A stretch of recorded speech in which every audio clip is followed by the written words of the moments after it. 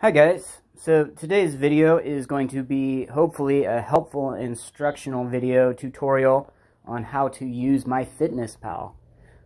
This is a great app and it's free, but I think a lot of people have trouble really using it to its full potential. So I'm going to show you some of the ins and outs and ways to do some various functions and some ways to get some information from this app. So probably the most important thing to start with is setting your calories and macronutrient ratios. So if you guys look in the upper left corner of the screen, you'll see the little 3-bar menu. So I'm going to hit that. I'm going to scroll down on this for a little bit, and then I'm going to find the settings. Now under settings, you go into edit profile. At the very bottom under Edit Profile, you'll see Goals. Now, about the middle of the screen, you'll see the one that says Calorie, Carbs, Protein, and Fat Goals. So we're going to click on that. And this is where we can adjust our macros and total calories. So the calories is just a little slider. It's very easy to change that. And the macros, these are pretty convenient too. You can just kind of move these up and down. No problem. Okay. Now I don't necessarily suggest you use my macros. Everyone's a little bit different. I've got it set for what works for me. But once you have your macros set, you can back out. Just go to Home. All right, so the next thing we're going to work with is actually inputting some food into this program. So if you just click on, for me it's that 1900 number, if I just touch that, it's going to open up my diary where I can actually enter food. Now earlier this week I posted a video on YouTube that showed me weighing out a meal, a cheeseburger meal. So I'm going to enter in the numbers for that meal into the app for today. So we're going to start with the grass-fed beef. We'll put that under breakfast. Now the cool thing about this part is if you use foods frequently, it kind of auto-populates in here, so it'll pull them up kind of really quickly for you. So I use really lean ground beef. I'm going to go for that 90% there. And that was a 6-ounce portion that I weighed out. So we got the beef in there. We added bacon bits to that. So there you see it, the Kirkland crumbled bacon. We did 2 servings of that. Bam. So we also added some mayonnaise. Nope, not MCT oil, but mayonnaise. Right there. And we added ketchup.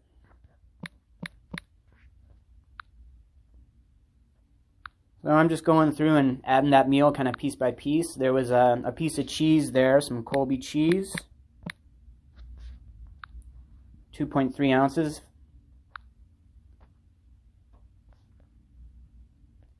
So for people that eat meals consistently, if you kind of eat the same thing for breakfast and lunch fairly frequently, this becomes very easy.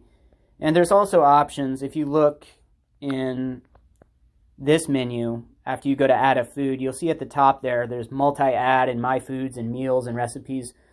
I don't play with those a lot, but they're really, really helpful. And if you use this app, you can get a lot out of that. All right, so I'm trying to think. That's really, as far as that cheeseburger meal from my other video, these are the only foods that really contribute significant amounts of calories and macros to it. So that's kind of what we're going to roll with. So next it's time to start looking at the type of information that we could glean from this app. I mean, the first thing you see up there is the calories, right? 723 calories on that meal. With my goal of 1900, you can see that leaves me with 1177 remaining. You can get kind of a breakdown on the actual foods below.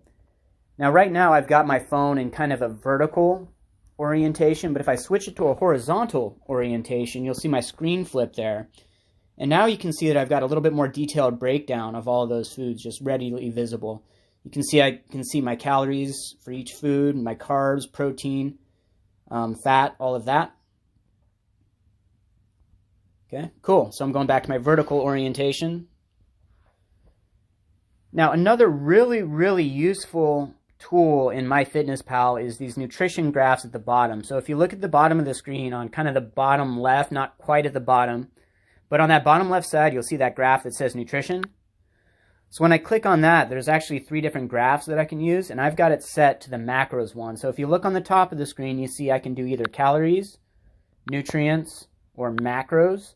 I find this macros ones to be extremely beneficial because that lets me know how I'm doing in terms of my goal, and it lets me adjust based on this meal what I do next meal. All right, so if I was sticking to my goals of doing that macronutrient ratio that I set out for myself, you can see I'm not doing bad. My carbs are a little bit low, which is okay. I'd rather have them be low than high. The fat's a little bit low as well, which is also okay. And the protein's a little bit high. Well, I'm not going to worry too much about that. It was a high protein meal. The rest of the meals I would eat in a day like this would probably not have as much protein, so no big deal there. Now there's the option to go premium with this app. That's a paid service. It costs something. You get more information, but I never really found a need for that. I've been able to get everything that I've ever needed from just the basic function of this app. All right, so that's about it for the basic functionality of this guy. You can see here through the menu that there's a lot you can do with this. So you can easily start logging exercise. You can hook up heart rate sensors and step counters to this app. There's challenges through this app and Under Armour that you can sign up for. Yeah, it's pretty cool, and it's a very common app. A lot of people in the fitness realm are using this MyFitnessPal. So, in conclusion, if your goal is to track your food very, very precisely, you have to start by weighing precisely, and you have to be thorough when you're weighing your foods. But then the next step is going to be using your food journal and really using that in a very effective way.